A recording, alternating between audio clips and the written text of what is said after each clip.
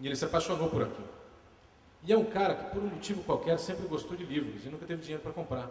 Então ele me falou, eu perguntei para ele, você vai para a praia, o que você gosta de fazer? Você prefere tomar banho de sol? Você vai tomar uma cerveja?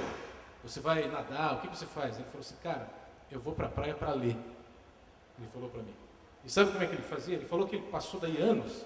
A partir daquele momento ele achou um terreno em Santa Terezinha, balneário de Santa Terezinha, ficou anos juntando grana, comprou, construiu uma casa pequena, vai pagar isso a vida toda, e daí todo final de semana, ou ele vai com os filhos, ou com a mulher, ou quando pode sozinho, vai com os livros dele para lá, senta na frente do mar e lê. E ele faz isso porque para ele, aquela ideia que ele tem, aquele lugar é o melhor lugar para ele ler.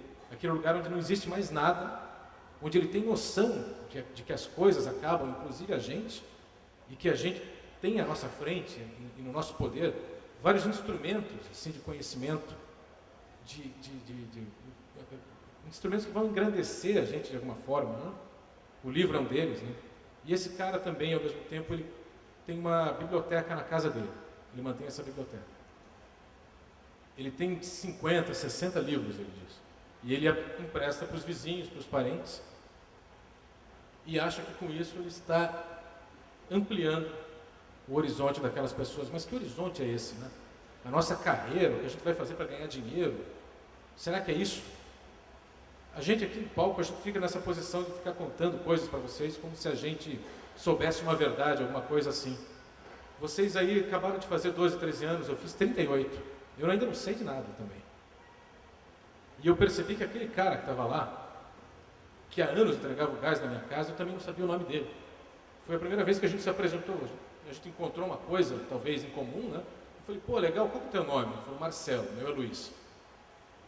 E desde então temos uma relação engraçada. Eu também tenho uma biblioteca em casa, porque eu trabalho com isso.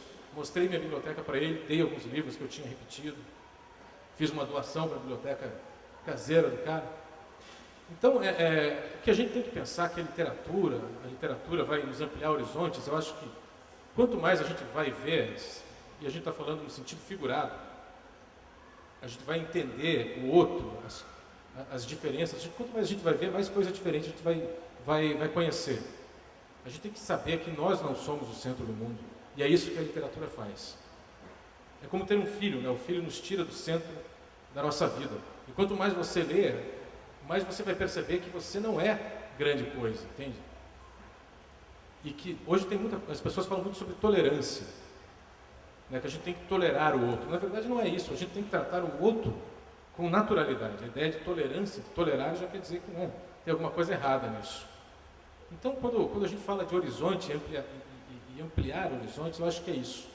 Eu acho que a gente deve ler para entender que o mundo é grande, bem maior que a lona aqui, bem maior que o colégio, a cidade, a praia.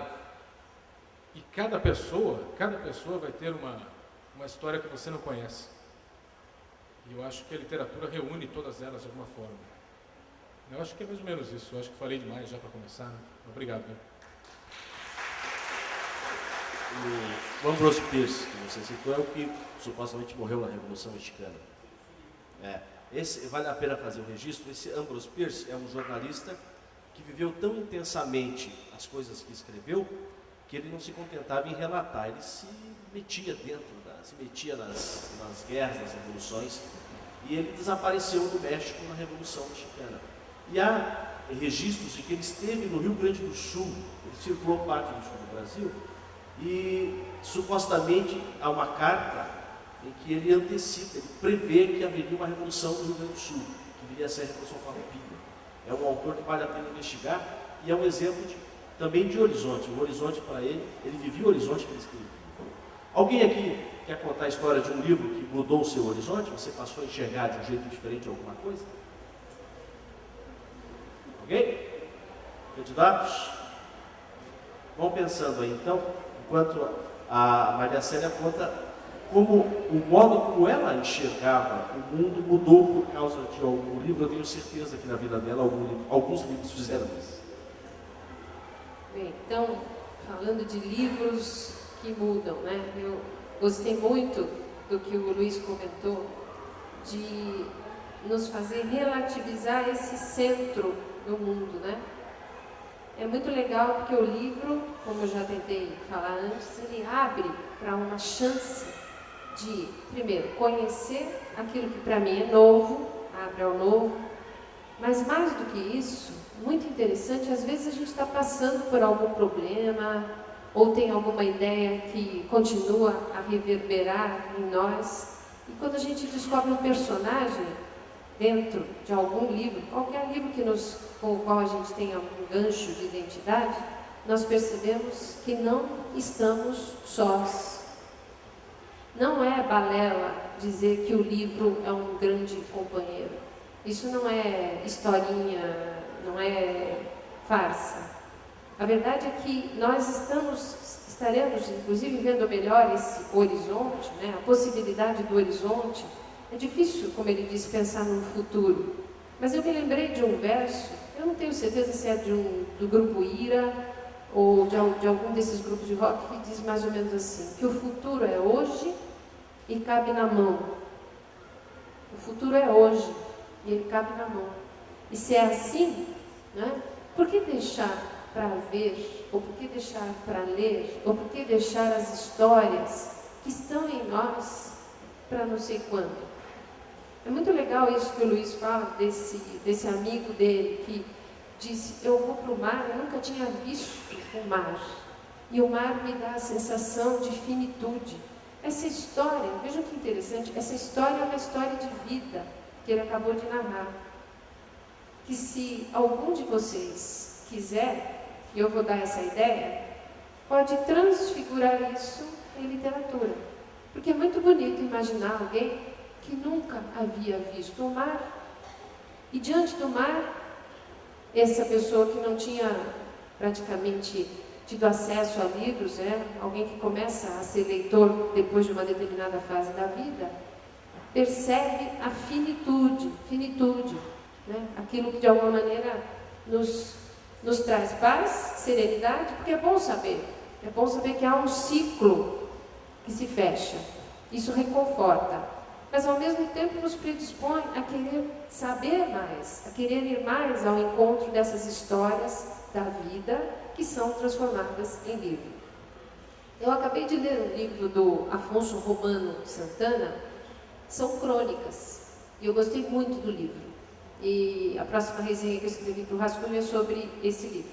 Chama-se Ler o Mundo. Ele tem uma história bem legal, que é a história de um hospital. O Afonso Romano nasceu em Belo Horizonte, né, mas a família dele é de Juiz de Fora. Havia um médico, ele conta essa história de um médico, amigo dele, Dr. Ronaldo, uma história que lembra, lógico, diferente, mas que está nessas histórias que todo mundo conta. Dr. Ronaldo resolveu levar livros para o hospital. Um médico, em Juiz de Fora, há muitos anos atrás, levando livros para o ambiente de trabalho dele. E ele disse que ele gostaria, com isso, de fazer com que aquele tédio dos pacientes que estavam hospitalizados pudesse diminuir o tédio, o mal-estar, emprestando livros para que os pacientes pudessem viajar, pudessem sair dos seus próprios problemas, das dores físicas. E aí, o que acontece é que um paciente recebe alta. Nessa história recontada pelo Santana, pelo Afonso Romano Santana, esse paciente recebe alta e chega para o médico e fala, olha, mas eu não quero ir embora não, eu não quero sair do hospital. E por quê? É porque eu quero saber o final da história que eu estava lendo, porque ele não podia levar o livro para fora daquele espaço, naquela época. Mas o que é mais curioso é que esse Dr. Ronaldo vai descobrir depois que o paciente que não queria sair de lá, era analfabeto.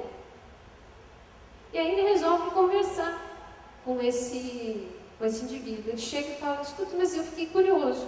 Você disse que eu te dei alta, você não quer sair daqui, porque você disse que quer terminar a história que havia começado a ler. Mas eu fiquei sabendo que você não sabe ler. Aí ele responde assim, doutor, é verdade que eu não sei ler. Mas o paciente do quarto número 12 lê para mim e eu leio a leitura dele. Eu leio o que ele lê. Então, isso me deixa muito contente. Quer dizer, quando a gente fala em futuro, eu penso que a esperança por menor que seja, por mais que nós saibamos, como o amigo do Luiz, que há um horizonte que é finito, né? Se nós pudermos pensar que, mesmo as pessoas que não conseguem decifrar o código, né, o alfabeto, se nós pensarmos que as histórias são contadas e elas fascinam, e a gente fica curioso, quer saber onde vai chegar, onde não vai, então há sim, há possibilidades de nos viciarmos aí com os livros. Eu já contei no projeto Sujeitos Leitores que eu tive a sorte de viver num ambiente que se contava história. Contar história não é necessariamente logo de cara ler grande literatura, não. É isso aqui, é parecido com o que o Luiz contou e é o que está ao alcance de todos vocês. Eu tenho certeza que se a gente abrisse uma roda, cada um ia contar uma história. A história pode ser muito, muito, muito simples. Alguma coisa que aconteceu comigo agora há pouco, alguma coisa que aconteceu perto de mim, que me chamou a atenção. Porque quando a gente para contar uma história, a gente revisita a nossa memória, né? A literatura também tem memória, a gente lembra, atualiza a nossa fala, conta do jeito que conseguir contar, mas troca as ideias que poderão vir a se transformar depois em literatura. Então, para mim, sempre, se eu for ficar citando os autores que me formaram, a gente vai ter uma infinidade deles. Eu já falei que eu gostava muito de ler contos. E, embora eu gostasse das literaturas mais infantis, aquelas que toda criança tem acesso, eu despertei mesmo para o sentido mais fundo do livro quando eu tinha meus 12 anos, acho 13 anos. Antes disso, eu ficava ouvindo histórias, parar para ouvir histórias. E aos 12, 13 anos, eu fui